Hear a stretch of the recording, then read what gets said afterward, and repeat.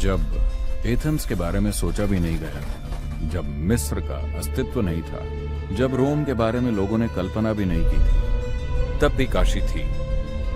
काशी इतनी प्राचीन है।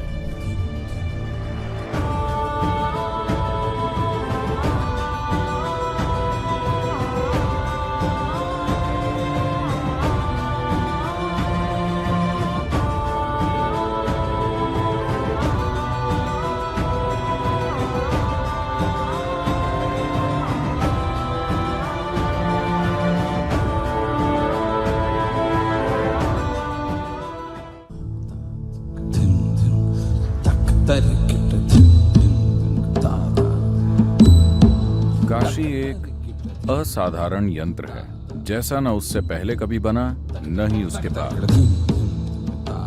ये शहर सिर्फ एक रहने की जगह ही नहीं थी, ये एक ऐसा यंत्र था जो आपको हर सीमा से परे ले जा सकता है। एक ऐसा यंत्र जो इंसान को ब्रह्मांड से जोड़ता है। भस्मांगरागाय महेश्वराय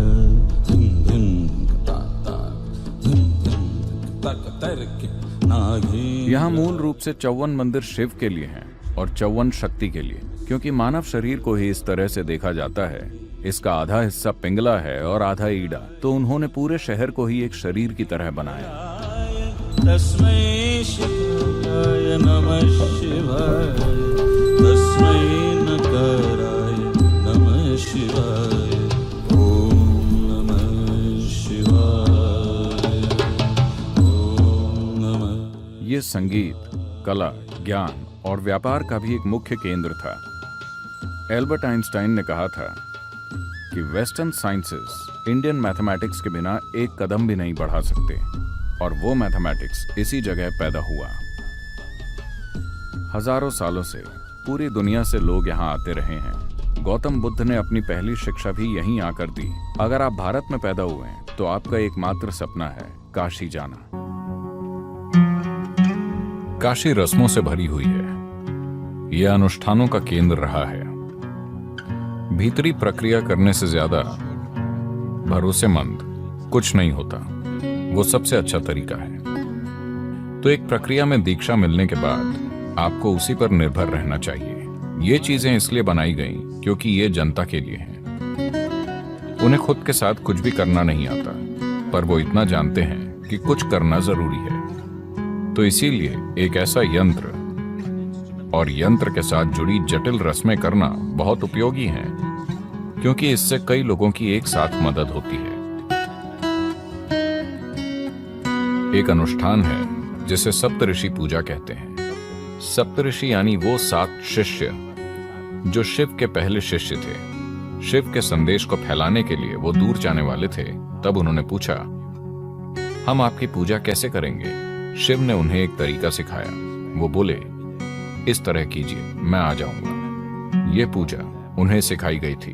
फिर उन्होंने लोगों को सिखाई, और आज भी ये उसी रूप में मौजूद है जैसे शिव ने सप्तऋषियों को सिखाई थी। वो प्रक्रिया उन्होंने शुरू की और इस तरह से की कि ऊर्जा के ढेर बनते चले गए। दूसरों को शायद इसका एहसास न हो, मेरे लिए ये एक जीवित सच्चाई है। और लोगों के आंसू बहने लगे। वो नहीं जानते कि ये क्या है। जो इसे कर रहे हैं वो नहीं जानते कि ये कैसे होता है, पर वो सिखाई गई प्रक्रिया के हिसाब से पूजा करके इसे एक सच्चाई बना रहे हैं। देखिए, इस नाव को चलाने वाला व्यक्ति इंजन बनाना नहीं जानता, उसे बस उपयोग करना आता है, जो काफी है। तो उन्होंने बस वैसे पूजा करना सीखा जैसे सप्तऋषि करते थे। 7 लोगों ने बैठकर पूजा की, जो कि जबरदस्त थी। मैंने किसी भी मंदिर में इतनी ऊर्जा कभी नहीं देखी। मैंने कई मंदिर देखे हैं। जहां भी मुझे ऊर्जा महसूस होती है, मैं जाता हूं। मैं वहां प्रार्थना करने नहीं जाता, मैं मांगने नहीं जाता। मैंने जीवन में कभी किसी मंदिर में अभिषेक या पूजा नहीं की है, ठीक है? पर यह एक जबरदस्त विज्ञान है। आपको ध्यान लिंग मंदिर में आकर बैठना चाहिए। ना कोई अनुष्ठान, ना मंत्र, ना पूजा, कुछ भी नहीं। वहां हमेशा बिल्कुल शांति होती है। बस जाकर वहां बैठें और देखें, क्योंकि उसे मूल रूप से ध्यान के लिए बनाया गया है। जिन्हें ध्यान के बारे में कुछ नहीं पता, जिन्हें कोई निर्देश नहीं मिला है, बिना किसी निर्देश के लोग ध्यानमय हो जाते हैं। तो ये तकनीकें हैं, न कि विश्वास प्रणाली। मैं कहूंगा कि अगर आप काशी जाने वाले हैं तो कम से कम 3 महीने किसी ध्यान प्रक्रिया में दीक्षा लीजिए। कुछ समय ध्यान कीजिए, थोड़े ज्यादा संवेदनशील और शांत बनिए। अपनी सारी मान्यताएं घर पर छोड़कर आइए। धन्यवाद, धन्यवाद सद्गुरु। ये दुनिया की सबसे जटिल और रिफाइंड मशीन है। ये काशी है।